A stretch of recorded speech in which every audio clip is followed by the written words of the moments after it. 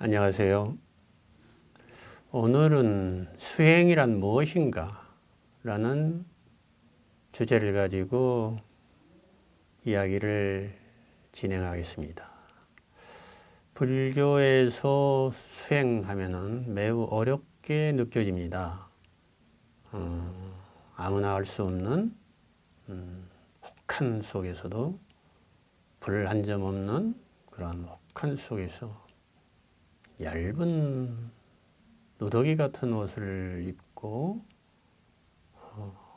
정좌에서 조금 더 흐트러짐 없는 자세로 잠도 자지 않고 먹을 것도 제대로 먹지 않고 극소의 욕구만 충족하고 오로지 수행에만 전념하는 그러한 수행자들이 연상이 되기 때문입니다. 달마 대사께서 인도에서 중국으로 처음 건너오셔서 불법을 펼치려고 할 때 양무제라는 황제를 만났다고 하지요. 양무제라는 황제가 자기는 불교 경전을 많이 번역을 시키고 사찰도 많이 짓고 탑도 많이 건설하는 등 매우 불교를 위해서 후원하고 또 지지하는 그러한 독실한 불교 신자였던 모양이에요. 그래서 양무제가 달마대사라는 아주 위대한 고승이 인도에서 왔다고 하니까 초대를 했죠. 그래서 내가 이렇게 불법을 위해서 좋은 일을 많이 하고 후원을 했다고 하면서 그 공덕이 얼마나 되느냐고 물었답니다. 그랬더니 달마대사의 대답은 공덕이 없다. 이렇게 한마디로 이야기하고 동굴 속에 들어가서 9년간을 면벽했다는 이야기가 전해져 옵니다. 그래서 9년 면벽 달마대사 이러한 말이 회자가 되고 있습니다. 9년 동안 꼼짝 않고 동굴 속에서 벽만 쳐다보고 좌선에 들어갔다. 물론 꼼짝하지 않고 9년 동안 앉아 있을 수는 없겠죠. 근데 불법의 인연, 즉 좋은 제자를 참된 제자를 만날 때까지 시간이 9년이 걸렸다는 그런 뜻일 겁니다.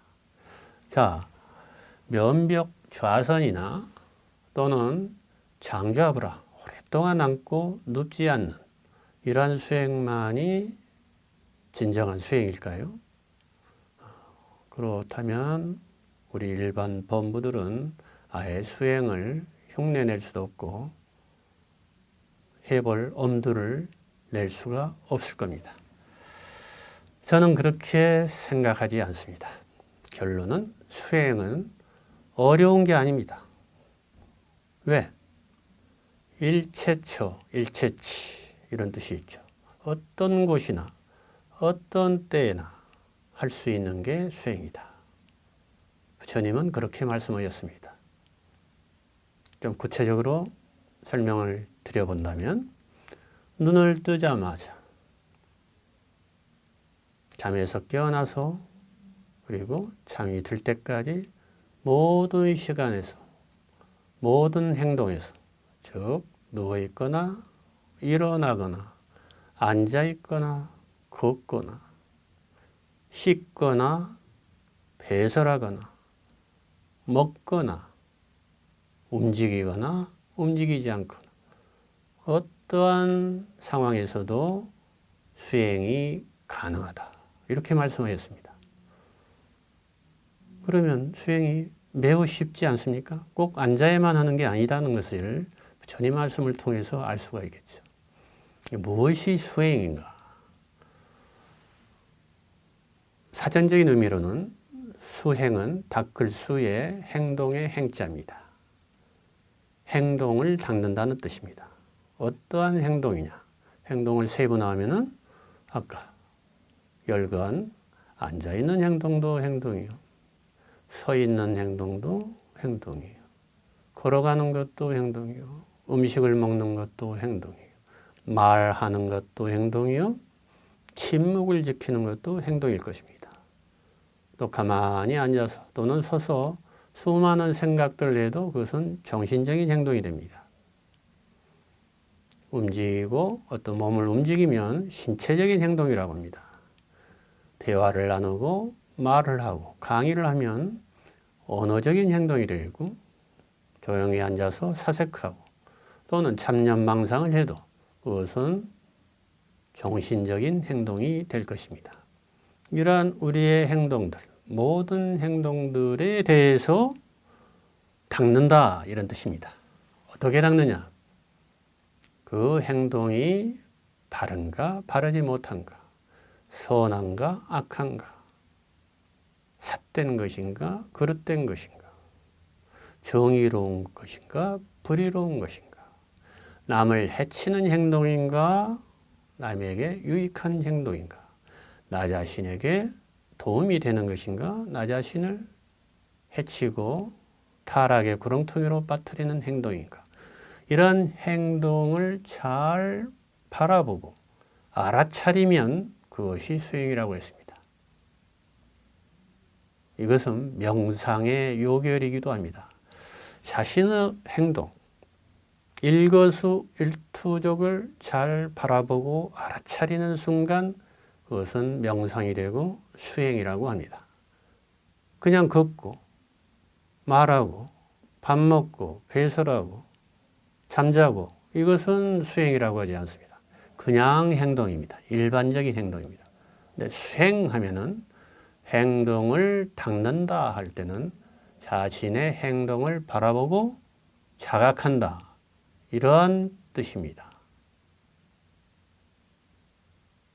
어떻게 이해가 되십니까? 그런 점에서 내가 어떠한 행동을 하건 밥을 먹건 밥을 먹으려고 손을 뻗건 어떠한 생각을 하건 어떠한 감정 상태에 이르건 자기 자신을 바라보고 자각하고 알아차리는 순간 수행이라 하고, 알아차리지 못하고 자동적으로 무의식적으로 자각하지 못한 상태에서 행동하면 일반적인 행동이기 때문에 수행이라고 하지 않습니다. 자, 그러면 수행이 면벽좌선, 장좌불화 이러한 하드웨어, 즉 수행의 형태를 가지고 논하는 게 아니라는 것을 여러분은 이제 이해를 하셨으리라고 믿습니다. 자, 앉아서 고요히 앉아서 자신의 몸과 마음을 잘 바라보고 성찰한다면 이건 좌선이라고 합니다. 앉기 명상이라고 할 수가 있죠. 걸으면서 걸음에 대해서 잘 바라보고 걸음걸이의 여러 과정들을 낱낱이 지켜보고 알아차리면 걷기 명상이 되겠습니다. 밥을 먹을 때 손을 뻗어서 반찬을 먹을 것인지 수저로 밥을 뜰 건지 또는 국을 뜰 것인지 그렇던 의도가 선행할 때 그 의도를 먼저 관찰하고 그런 다음에 손을 뻗어서 그 목표 지점에 닿아서 짚거나 뜨거나 해서 다시 입으로 가져와서 입에 넣어서 씹기 시작하고 씹는 것도 한 번, 두 번, 세 번, 서너 번 하고 우물우물 하다가 꿀꺽 삼키는 것인지 10번, 20번 해서 알갱이가 자잘하게 잘 쪼개져서 거의 죽처럼 침과 함께 넘어갈 때까지 잘 음미하면서 관찰한다면 훌륭한 식사 명상, 먹기 명상이 되겠습니다. 이 먹기 명상 하나만 원용을 해도 거식증이나 폭식증은 쉽게 다스릴 수가 있습니다. 또 식탐증이라고 있죠. 식탐증. 계속 뭔가를 먹어야만 배가 불러야만 포만감을 느껴야만 행복하다는 사람들이 많아요. 또 스트레스를 많이 받으면 먹는 것으로 그 스트레스를 해소하는 경향이 많습니다. 근데 그러다 보면은 비만이 오죠. 복부 비만뿐만 아니라 체중이 10kg, 20kg, 30kg 그래서 아주 거대한 체구를 가지고 다니는 분들이 많습니다. 이 비만증을 또는 거식증, 식사를 또 전혀 안 하다가 한번 먹으면은 폭식을 해서 겨우 토해내야만 될 정도로 이렇게 폭식을 하는 이러한 식이장애들, 식이장애를 가지고 있는 분들도 이 식사 명상을 통해서 간단히 극복하는 경우가 많습니다. 쉽지 않습니까? 수행이 결코 어려운 게 아닙니다. 10년, 20년 장작을 하고 잠을 안 자고 밥을 안 먹고 춥고 외로운 데서 고행을 하는 것이 수행이 아니라는 것을 여러분은 분명히 아셔야 됩니다. 그것은 수행의 겉모습입니다. 3개월, 1년 무문관에서 앉아 있는다고 해서 수행이 아니라 잡념망상만 피우고 있으면 아무리 멋진 명상센터나 무문관 같은 훌륭한 참선 수행 장소에서도 그리고 고독한 히말라야 동굴 속에서도 잡념망상만 피우면 잡념망상을 한 것이지 수행이 아닙니다. 그러나 아무리 일상생활, 일상장소, 직장이나 집에서라도 설거지를 하건 청소를 하건 밥을 짓건 몸을 씻건 배설을 하건 무엇을 하더라도 자기 자신의 일거수일투족을 낱낱이 알아차리고 지켜본다면 감관이 수호가 되고 감각적 욕망에 끄달리는 그러한 일은 일어나지 않을 것입니다. 그래서 저절로 행동이 바르게 되고 저절로 삶이 정돈이 되면서 단순해지고 담백해지는 간결한 삶을 성취할 수가 있습니다.